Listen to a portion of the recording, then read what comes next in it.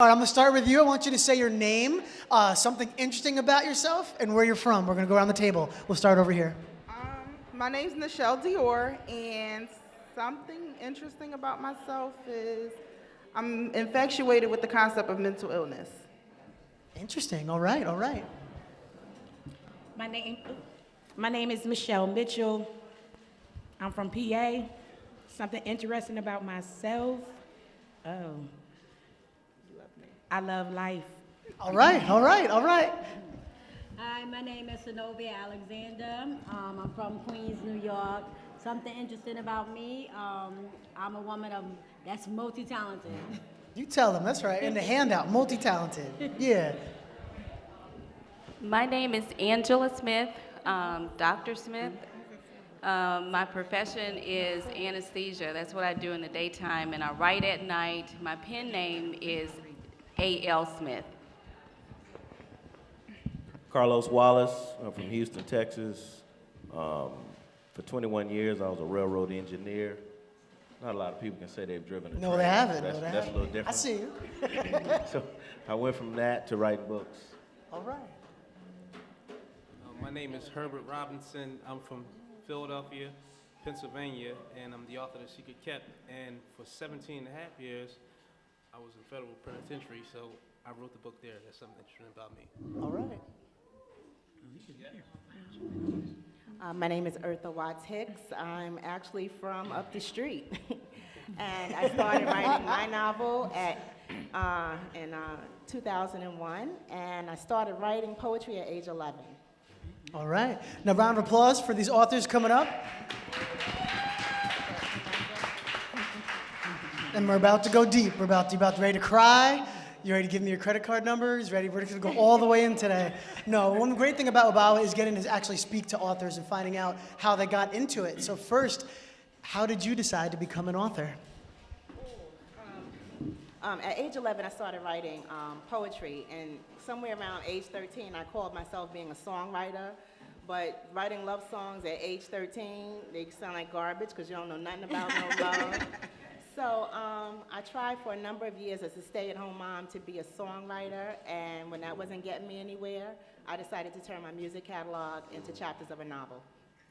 All right, all right. And when did you decide to become an author, when you took it seriously, going, wait, I should actually write a book? I have two daughters, and they have been very patient with me. And I knew I needed to do something different. So I went to the library, and I read every how to write a book I could find, and I wrote a great novel. All right, all right. And I know, I'm looking at you. I'm looking over here. So what's some mistakes you've made when you want to become an author and actually write it that you wish you could have changed now that you have the knowledge? Well, first, I never wanted to be an author. Really? I was approached by a publishing company to write a book because I had amassed such a social media following. And for about 3 years, I said no. And after encouragement from my publicist, she's here today, and my family, I finally said yes. And then I had to make the determination what I was going to write about. And so I chose to write about my family. And some of the trials and tribulations that, over my 40 years, that actually made me stronger, that I thought was bad, but actually ended up being good and made me a stronger person. Which brings the title, Life is Not Complicated, You Are. And so, there it is. So I can't really say that there was any mistakes. They were all essential learning tools, even in the writing. As I approach my second book, there's a couple of things that I'm going to do different, obviously, because before I had no knowledge, but now I've ascertained a great build of knowledge, so it'll be a much easier process this time. Like, what's one of the major ones? I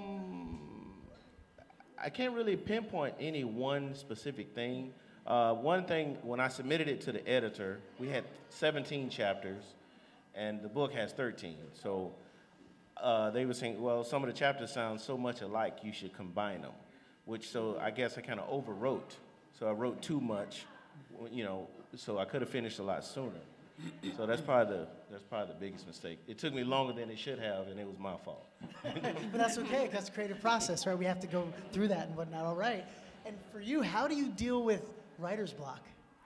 Wow. Well, it took me 10 years to write my first book, and people ask me why, and I say, well, I had to live some more in order to finish it. So it took me 10 years to write most of it and about maybe 6 months to write the rest of it. So it wasn't really writer's block, it was just I needed the content to write, so yeah. And when did you decide during that time, all right, it's time to start writing? Now that's a trick question. You know, There trick was question. something did happen. I won't say what it was, you gotta read the book. But there was something that happened that made me go ahead and finish, and it happened in January. So there was a triggering event that made me finish. Right, right. Yeah. And how do you know when you're done writing, when the book is over? When I write the end. Has there ever been a time you weren't happy with the ending and you had to re-go over and do it? Me, I wouldn't say, no, I would say no, because anything that I write is from life experience or things that I have seen someone go through. So I have never had that problem with, with anything that I write. Okay, okay. And for you, what happens when you're not being as productive as you want to be? You have the book, you have the idea, and you're thinking of writing. How do you get it all together?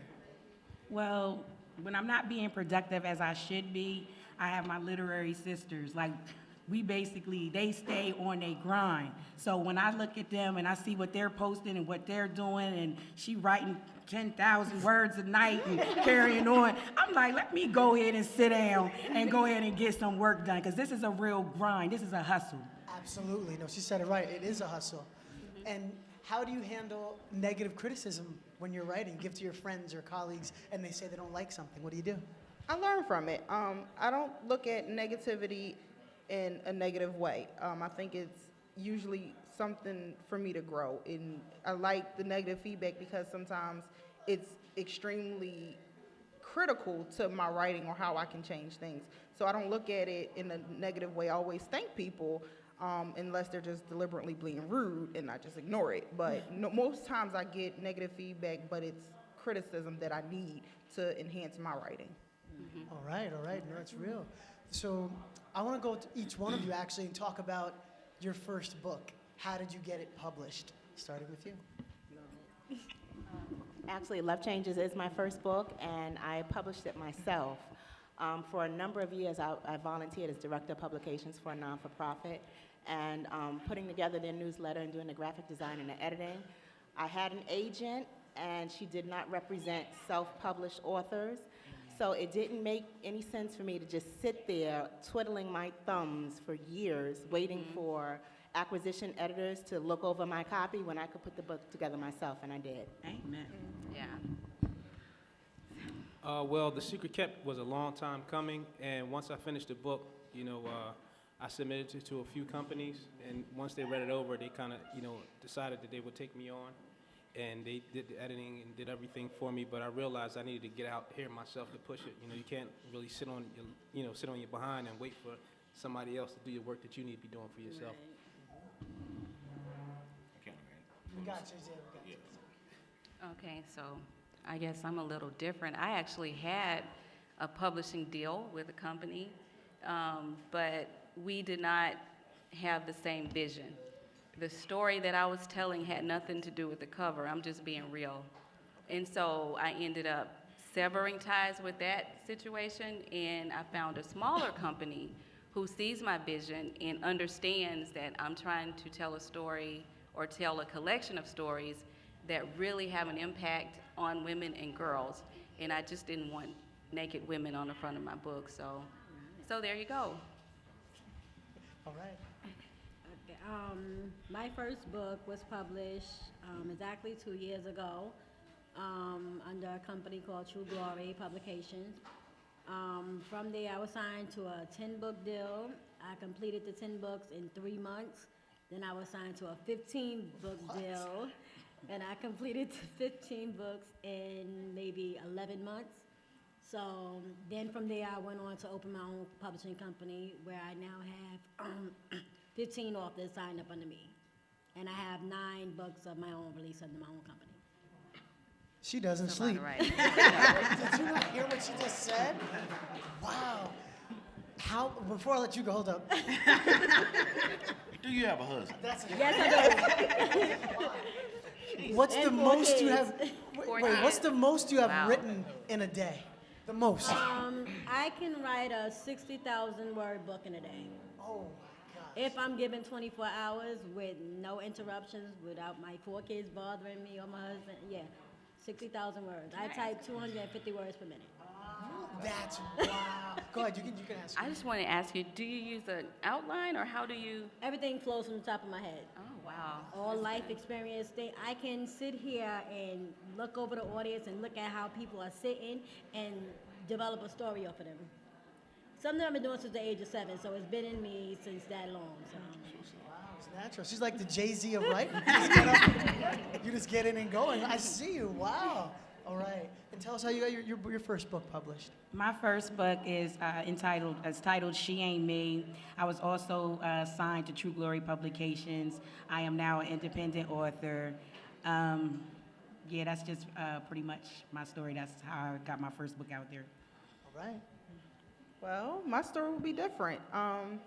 I was bored in college one night, and because I couldn't go to a party, and was surfing Facebook, and I said, you know what? All I have is a concept, and I follow a lot of my favorite authors, and the owner of True Glory was at that time my favorite author. So I sought out, I sent him a message, and I said, all I have is a concept. And he read the concept. He said, I think this would be a great story. So he pushed me to write my first book, and now I am independent as well.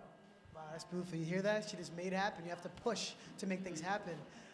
Now, my question for anyone who'd like to answer, you guys would like to, is let's say I have a story and I've written it and I want to get it published. What should I do? How do I even know to get it to a publisher or an editor? What do I do?